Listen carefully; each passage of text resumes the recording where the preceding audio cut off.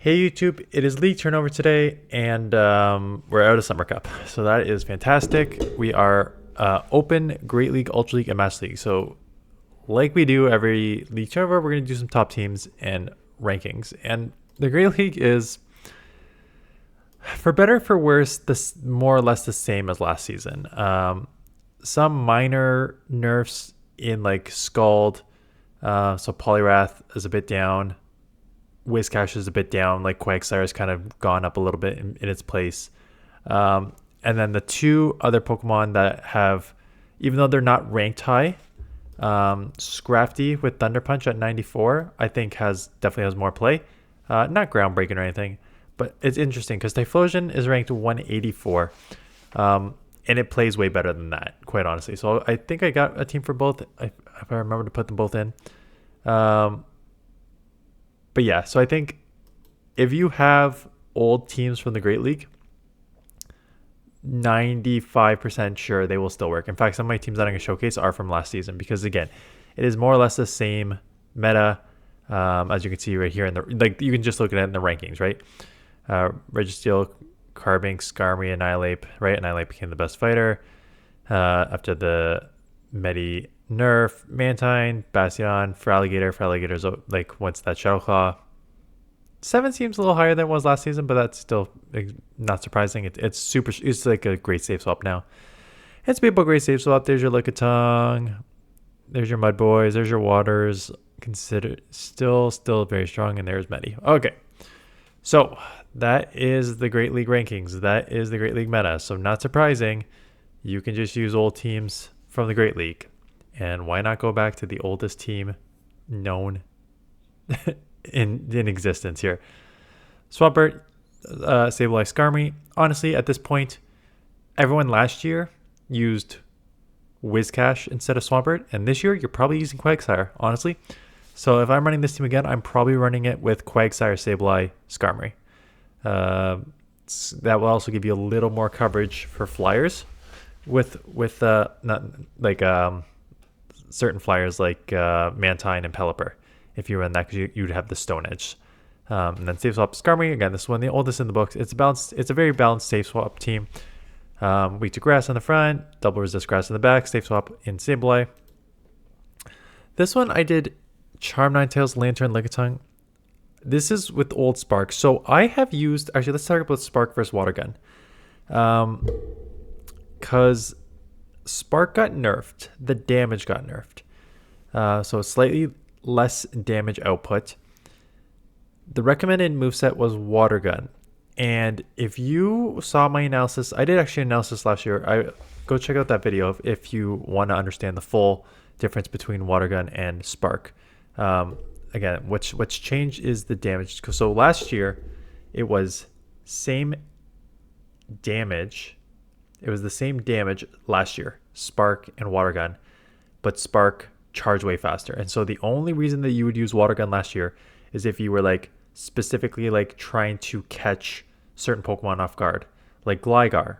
You do super effective instead of like single resisted. The Mud Boys, you do neutral instead of single resisted, stuff like that. So Spark got nerfed this season, which took its damage down 1. So now it still charges quicker than Water Gun, but the damage is now less than Water Gun. And so there's a trade-off. I tested Water Gun this season. I hate it. I really hate it. It just makes Lantern seem like slow, not clunky, because I usually reserve the word clunky for like a zoom roll and stuff like that, but it felt again, I don't know a better word. It felt slow and clunky for a one turn fast move. It's not like, even though it's the same as like Lick and the same as Dragon Breath, all these other one turn fast moves, it feels different. It does not feel good. I don't think Water Gun is the play, even though in this meta, like I said, if you look to the rankings against like Carbink and Gligar and the Mud Boys, like on paper, Water Gun is probably better for the top 20 meta. I don't care. I'm still probably using Spark. So with that said, you can probably still use this team, Spark, Lantern, Lickitung, and then a Charm, Ninetails. This makes it a little weak to like grass. like a grass poison, like Venusaur and stuff like that. So if you want to do that, you can do one of two things. You can either do Powder Snow Ninetales, and then change that Psyshock to Dazzling Gleam. Or you can use the different ice type Pokemon altogether instead of being like a fairy ice. Just go like a pure ice Pokemon. It's funny because the best ice Pokemon in this meta is, in my opinion, probably Dugong. But Dugong's also got that half water, so that doesn't truly work. But you can test others. I was supposed to say Abomasnow when you double weak to fighting. This is why the Ninetales was actually pretty good, so you could just use it with Powder Snow instead. Is this like the all buff / new team? Yeah. So for Alligator, Annihilate, Skarmory. So what do you do when 3 Pokemon absolutely rise up the rankings? You put them all together in a team and dominate. For Alligator, Annihilate, Skarmory. For Alligator, got that Shadow Claw, and now it just makes it absolutely ridiculous spam with the Hydro Cannon, how fast you get to it and how hard you hit. Annihilate became the best fighter in the game. Medi got slightly nerfed, but even not quite honestly, I was going to argue that even without being slightly nerfed, I think Annihilate becomes a top fighter just because that ghost fighting typing is so unique and so strong. And then Skarmory with Steel Wing is now stuff that should have scared you in the past, that used to just like rock in particular, like Carbink and stuff, that would have resisted all your moves. You're now doing double super effective against Carbink, right? So Skarmory, they're all feeling the great buff. And again, this is sort of like the first team to a certain extent, right? For Alligator, is going to be weak to grass. Skarmory is going to resist the grass. Annihilate is a great safe swap now, right? Like Medi in the past, Annihilate can definitely go as a good safe swap.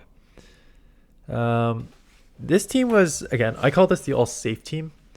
Again, it's not safe in the true perspective of safe swaps, but it was safe in this fact that like Whiscash, again, only weak to grass, and then Umbreon and Gligar, very, very strong, bulky, spammy Pokemon in the back that can just, Umbreon obviously take an insane amount of damage. Gligar with the great coverage for everything, or not everything, but like you got whenever a flyer can have super coverage for your steals, you know you're in a good spot right there, right? So that is what makes Gligar so strong, and that's why Gligar is still very strong.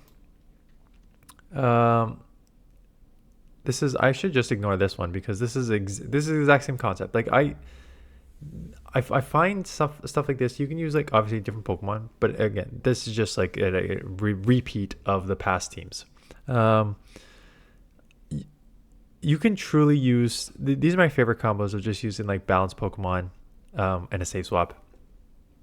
Put together like any 2 Pokemon that cover each other's weaknesses. Let me see the final 2 and then I'll come back to this. Yeah, so I got Scrafty and Typhlosion. Yeah, okay, good. So let's look at the new Pokemon. Scrafty with Thunder Punch. So I used it with Quagsire and Cress. Again, I just find Quagsire extremely, extremely safe on the lead. Again, you only need to bail to grass, and Cress with Future Sight can now kind of handle grass. Plus, it's very bulky. And then Scrafty. I don't know if I actually love this team because you like certain flyers like Skarmory. No, Skarmory got Thunder Punch now. So Thunder Punch, if you haven't used Scrafty with Thunder Punch, it plays.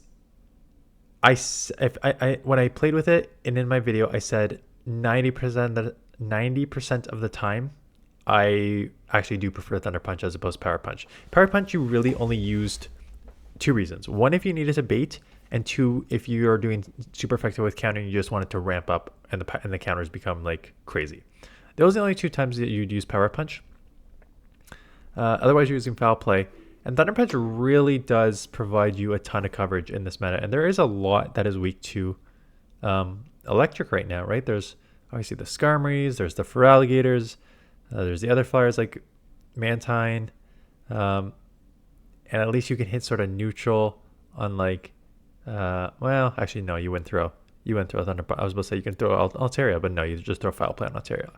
Foul Play is the better move, right? So all things neutral, you're throwing Foul Play. Thunder Punch just gives you that sort of coverage move.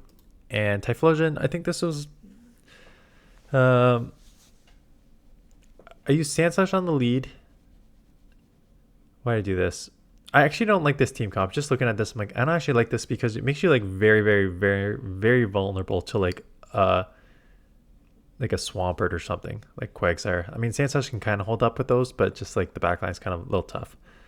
I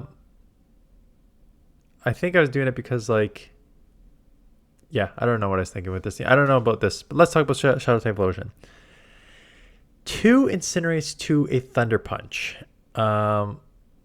And if Shadow Typhlosion is so attack heavy that those Incinerates, as long as it's not like a super bulky Pokemon, like obviously something like Lickitung and those like Umbreon, like obviously Incinerate Thunder Punch is not going to do like the 60-70% like I'm going to talk about.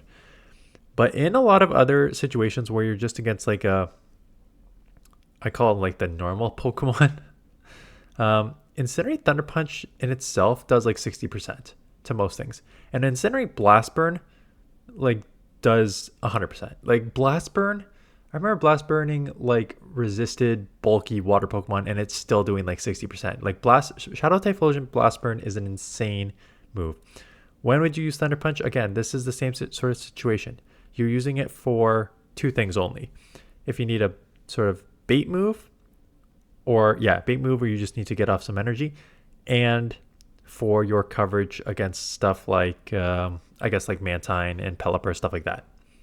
Otherwise, you're using Blast Burn, and Blast Burn hits so hard that there's actually potentially situations where I think it's like a neutral Blast Burn does more than a super effective Thunder Punch, something like that, because Blast Burn just hits like an insane amount. So you're basically just Blast Burning everything. So that is the Great League Open. So there's also Ultra League and Master League. I'm debating whether to post an Ultra League team.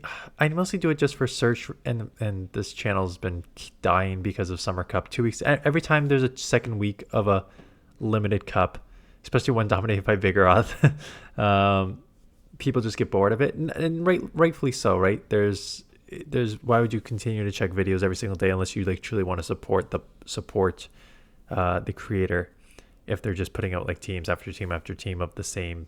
It's not the same teams, they're different teams, but it's the same meta, right? So happy to have Great League back. If you want to submit some videos, so like I said, if you want to submit some videos, link in the description. I will have, you're gonna see, I've got the short hair, slightly trimmed beard now, and tomorrow and for the next couple of days you're going to see long hair, thicker beard, Dan covering the first week because a bunch of people had sent in Great Leagues from the earlier and I shot them earlier, so you're going to see some back and forth between current me and 3 weeks ago me. So we'll cover some of those past teams, and then we'll focus.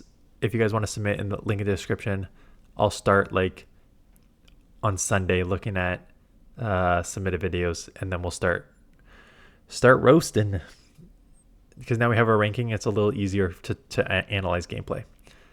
Anyways, that is it. Thanks for watching, and I'll see you guys in the next one.